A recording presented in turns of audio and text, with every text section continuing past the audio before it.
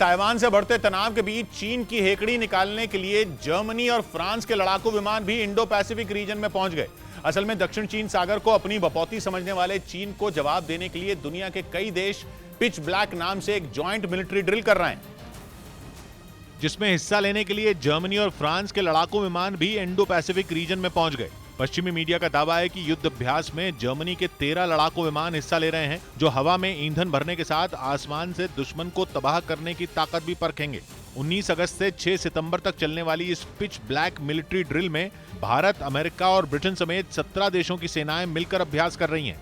ये drill Australia के समुद्री इलाके में हो रही है, जहां न सिर्फ दुनिया के बेहद शक्तिशाली देशों के जंगी जहाज गरज रहे हैं, बल्कि 100 लड़ाकू विमान भी आसमान में अपना दम दिखा रहे हैं।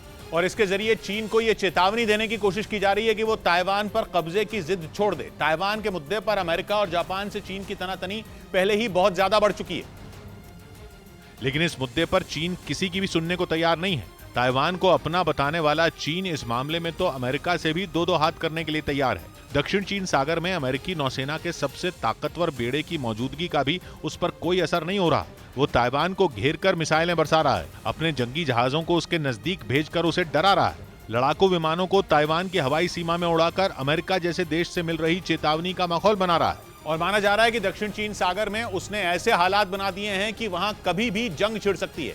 यानी चीन ये ठान कर बैठा है कि ताइवान पर कब्जे के लिए वो किसी भी हद तक जा सकता है। और चीन की इसी सनक ने दुनिया के 17 देशों को एक साथ आने के लिए मजबूर कर दिया। हालांकि सभी देशों ने यह साफ कर दिया कि पिच ब्लैक मिलिट्री ड्रिल का चीन से कोई लेना देना नहीं है, लेकिन इसमें शामिल ज्यादातर देशों की उससे किसी न किसी बात पर ठनी हुई है। ऐसे में माना जा रहा है कि चीन से चिढ़ने वाले देश इस जॉइंट ड्रिल के जरिए उसे अपनी ताकत दिखाने की कोशिश कर रहे हैं और उसे ये संदेश देने की कोशिश की जा रही है कि वो ताइवान को हथियाने का सपना छोड़ दे और दक्षिण चीन सागर को अपनी जागीर समझना बंद कर दे।